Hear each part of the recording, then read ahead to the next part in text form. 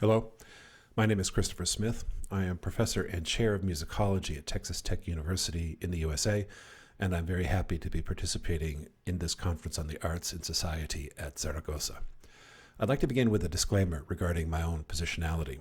I recognize that I speak as a white, male-identified, cis-full professor. I am aware of my own privilege, and I vow to use that privilege on behalf of others who've been subjected to endemic bias and injustice by the systems of which I myself am a part. I'd also like to offer land acknowledgement. I am speaking from the ancestral lands of the Pocumtuck, later incorporated into the Iroquois Federation. The disciplinary and organizational models of the 21st century music conservatory emerge from a pedagogical philosophy which emphasizes canonic works, reified linear histories, exemplary individuals, and a hierarchy of greater and more transcendent versus lesser and more ephemeral values. The conservatory thus reflects post-Enlightenment models of commerce, knowledge, and value. The result is a hegemonic, exclusive, privileged, and historically unjust system of access.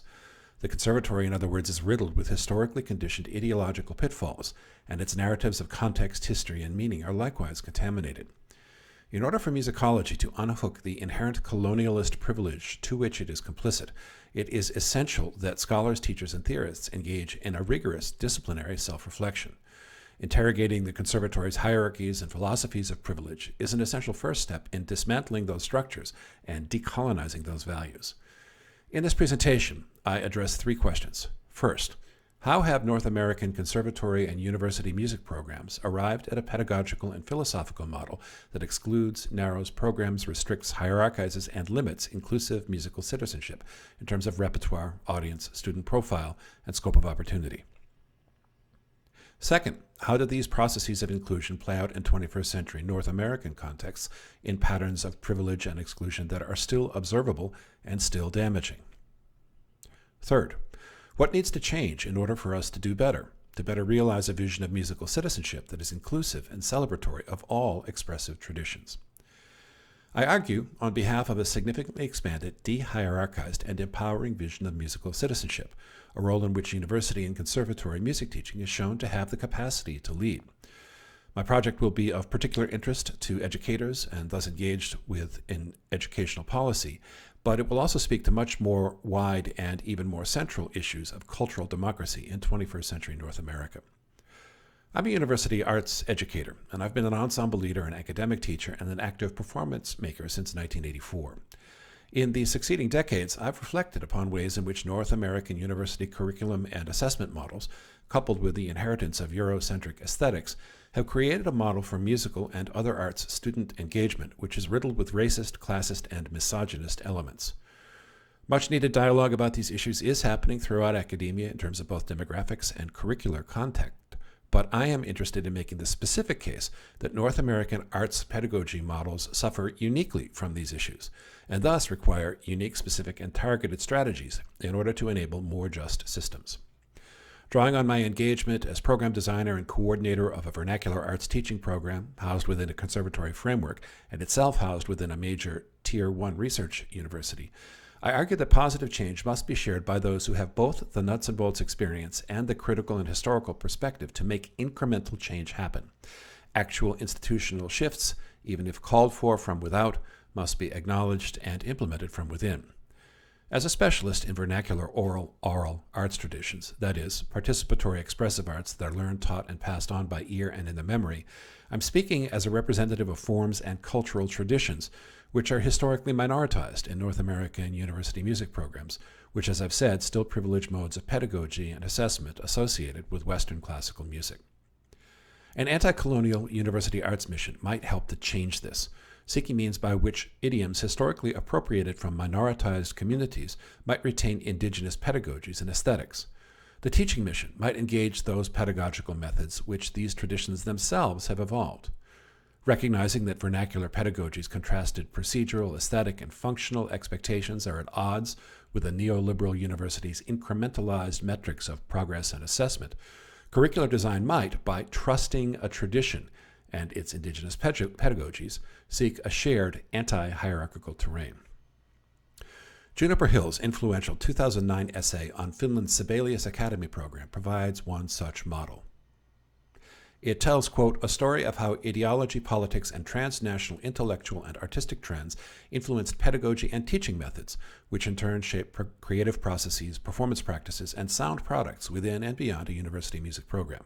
At Sibelius, this new music subculture, a more just, inclusive, and decolonized model, is dependent upon individuals empowered to effect change, quote, through a combination of ideas with education and institutional power. Historically, conservatory-style training is a relatively late introduction in the North American university context. Though study of music acoustics, aesthetics, education, and we would now say music appreciation have been present for centuries, the idea of training in music making as a profession is essentially a product of the long 20th century, with the first USA programs being developed in northeastern universities only from the 1880s onward. Due to their moments, individuals, and aesthetics of origin, these newly founded music programs internalized explicit and implicit philosophical, procedural, social, and pedagogical presumptions, which included advocacy for the cultural value of music as a canon of great objects or great performances, as opposed to a set of communicative tools available to all participants in a cultural democracy. Notably absent were variant visions of excellence in performance or ensembles. Orchestras and choirs were described as flagships, or even worse, as defenders of the great works, subsuming the individual's experience to the assembly line processes of the collective, and ignoring the practical reality that ensemble work in most non-Western traditions may also enable participatory, anti-hierarchical, team-based learning. Equally absent were contrasted visions for music programs' engagement with their wider communities. Gilded Age music curricula typically conceived service as a merely occasional shift of venue, often from the sanctum of the concert hall all the way to the even more sacred space of the Protestant church. And contemporaneous pedagogy iconicized a Eurocentric musicianship, broadly defined by competitive technical facility and assessed mastery on the basis of 19th century recital models. Since then, in North American contexts, and especially since the acceleration of university education brought about by the post-World War II GI Bill, which opened the door to professional training to a much wider population, performance programs have typically been dominated by band, choir, and orchestra, while vernacular ensembles, which are mostly add-ons since the 1970s, have typically operated as peripheral electives. Though the National Association of Schools of Music, or NASM, the USA's principal accrediting organization for music conservatories, encourages encounters with improvisation, playing by ear, group creativity, and diverse musical traditions, vernacular ensembles which centralize such activities are paradoxically regarded still as peripheral to core music undergraduate academics and performance. This is self-defeating. The reality is that changes in education principles happen as a result of changes in education practices. The question, facing advocates for peripheralized expressive traditions within the university, is therefore to find practices within which more egalitarian, culture sharing, and bi-musical experiences can occur. To open opportunity to a wider diversity of music students, many of whom may become secondary and tertiary level arts educators themselves, an anti-colonial music program must create in-between spaces within which meetings between diverse prior experience and present opportunities can occur. Is it even possible to create such a habitus in the incremental, standardized, and quantified world of the neoliberal university or ensemble? The task cannot be simply to turn conservatory students into traditional players, a task both impossible in execution and sublimely arrogant in conception, but rather, indeed, to create a space wherein vernacular repertoires, performance practices, and aesthetics can meet U.S. students' prior band, choir, and orchestra experience. NASM sets standards for programs offering undergraduate and graduate degrees in music. Their 2018 handbook, in fact, calls for a more inclusive, less hierarchized vision of excellence, listing a number of areas of achievement which have historically been underserved by conservatory-style training. Yet, the dreadful irony is that because of U.S. music education's historical Eurocentrism, many university programs struggle to meet even these minimally inclusive guidelines. Guidelines include skill sets like understanding of procedures for realizing a variety of musical styles, attention to styles and performance practices, and the following, directed to be shared by all music undergraduates as part of a common body of knowledge and skills. Quote, students must acquire a rudimentary capacity to create original or derivative music. It is the prerogative of each institution to develop specific requirements regarding written, electronic, or improvisatory forms and methods. These may include, but are not limited to, the creation of original compositions or improvisations, variations or improvisations on existing materials, experimentation with various sound sources, the imitation of musical styles, and manipulating the common elements in non-traditional ways, end quote. More diverse and inclusive music experiences are likewise stipulated for graduate programs under preparation for the professions. Quote, preparation for teaching should include an introduction to the pedagogy of subject matter considered fundamental to curricula for undergraduate music majors, including composition and improvisation, music theory and history, music from a breadth of cultures, technology, and performance, end quote. Of course, such expectations are not alien to the wider directives by USA-based university accrediting organizations that students undertaking a liberal arts education should develop critical skills in reading, writing, thinking, and speaking, to which might be added in a music context, critical listening. But when conservatory-style expectations, including, for example, many daily hours of practice, expert-level familiarity with canonic and periodized European concert repertoires, emphasis upon participation in sight reading, chamber, and or large ensembles, the preparation of Eurocentric solo recitals, and so forth. When these collide with U.S. Department of Education core curricular criteria and credit hour caps, or with students' own lives, priorities, needs, or experiences, something has to give. In the hierarchical, canon-centered, Europe-centered art music aesthetic of American tertiary music education, especially in performance, that something has been almost always those very group and problem-centered, collaborative, improvisational, creative, immersive, process-based experiences, which NASM itself is above stipulating, and which vernacular musics can provide. In short, we need different models. Conservatory-style training, like the liberal arts curriculum as a whole, has a long history of centering white, male, economic elite, settler, cultural priorities, experiences, and values, of decentering and silencing experiences, values, and musical expressions which fall outside a hegemonic white supremacist core. The growing willingness to provide space for indigenous, BIPOC, AAIP, non-heteronormative, subaltern, and vernacular musical forms and experience thus represents very welcome pushback against classical music training's exclusionary history. Yet, such programming can bring its own pitfalls and misfires.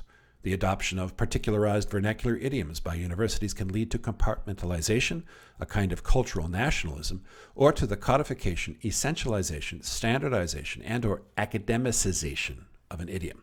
That is, turning a street music into a conservatory music, rather than empowering the vernacular idiom to shift the music program's own Overton window of the possible and the acceptable. I think, for example, of the historical case of university-based jazz, once a street dance and commercial music, and now through the conscious interventions of advocates who recognized the idiom's shaky chances of survival in the 1960s and 70s, a largely academic, repertoire-driven, and legacy-oriented cluster of standardized practices. The situation is especially tricky in the USA context, inhabiting a comparatively short-lived settler history which brutally sought to eradicate indigenous experience, grappling with the legacy of enslavement and a wild diversity of often contested immigrant identities, and suffering from this enduring Eurocentrism in its art, music, culture industry. This nation has tended to replicate all the most exclusionary inherited errors of both the conservatory and the neoliberal university itself. Again, we need different models. Of course, North American universities are, with greater or lesser willingness and grace, taking very gradual steps to enhance diversity, equity, and inclusion in their programs in terms of student and faculty demographics, of recruitment and retention, and of curricula and research support. Yet, music and other creative arts programs tend to lag behind due to institutional inertia, shrinking budgets, lack of necessary expertise or personnel, and the very real challenges of balancing job ticket versus liberal arts education priorities. At the same time, strategies for diversity, equity, and inclusion, while exceptionally important and long overdue, can only address part of the neoliberal university's exclusionary practices. We can recruit for diverse and inclusive excellence, and we can listen to our communities' and constituencies' diverse experiences and priorities. But even those laudable steps are inadequate unless and until we address the hegemony that is baked into our curriculum, not just in its content or topics, but into its critical frames, tools of assessment, and most significantly, the actualities of musical life in 21st century North America. We thus need not just a recalibration of our careers training with the occasional addition of an arts entrepreneurship module, or perhaps the staging of an opera or ballet in non-traditional found space. We need a fundamental, potentially root and branch revision of why and thus how we seek to create professional artists. To change these structures and practices represents an exceptionally complex challenge requiring integrated strategy and tactics driven by real infrastructural and financial support.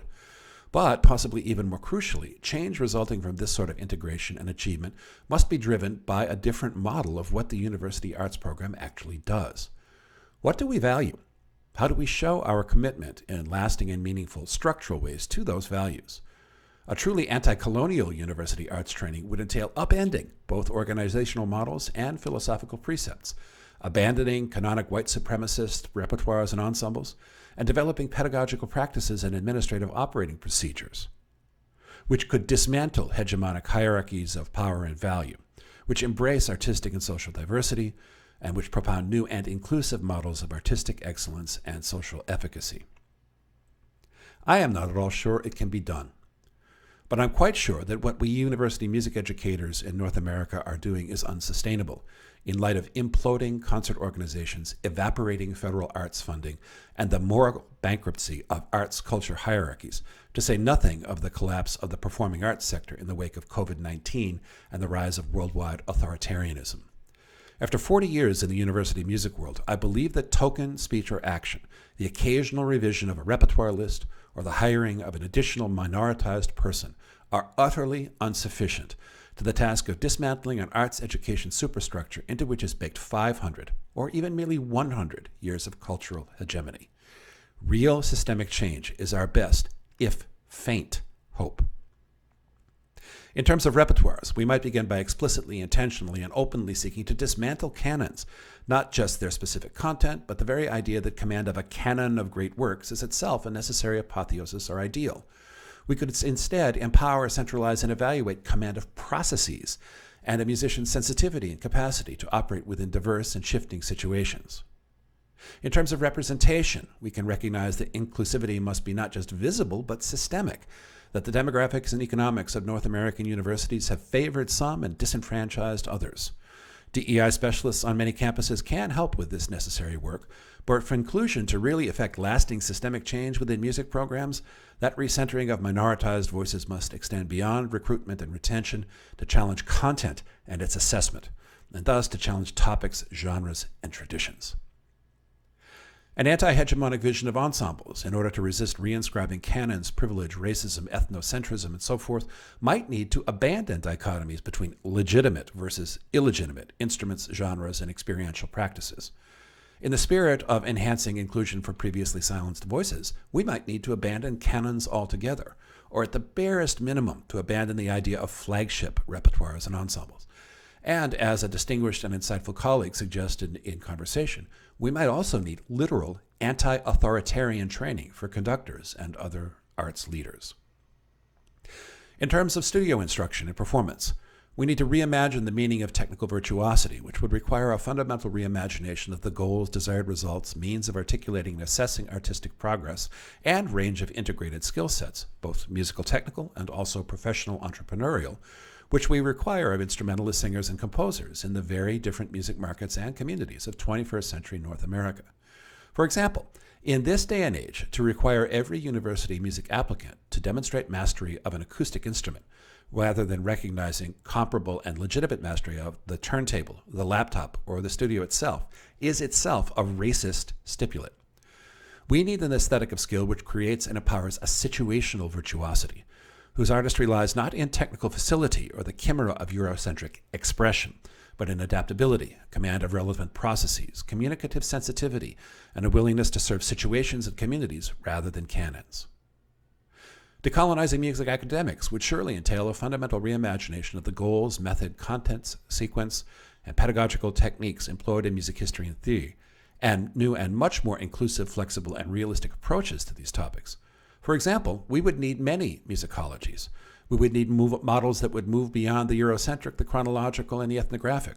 Models, in short, that address culture, context, function, and, most crucially perhaps, questions of artistic values and ethics. We need to reframe our models for student life, success, academic creative balance, health and wellness, interdisciplinary collaboration and experience, and so on. We need to abandon unsustainable and wrong-headed expectations about schedules, workloads, students' circumstances, basic needs security, work-life balance. We need to restructure the curriculum to centralize the artistic and human benefits of grounded experience, healthy movement, and psycho-emotional wellness training as core values. We would need to decolonize our models of merit, certifications, auditions, and admissions, and develop strategies for reconceiving, retailoring, and responding skillfully to external certifying agencies and to upper administrations and external funders positioned to partner with music programs. In a bricks and mortar way, we would need to advocate on behalf of fundamentally reconceiving basic infrastructural resources and floor plans. What spaces does the Anti-Colonial Conservatory seek, need, and create? We need conceptions of facilities and equipment better attuned to instructing 21st century music scholars, teachers, and professionals.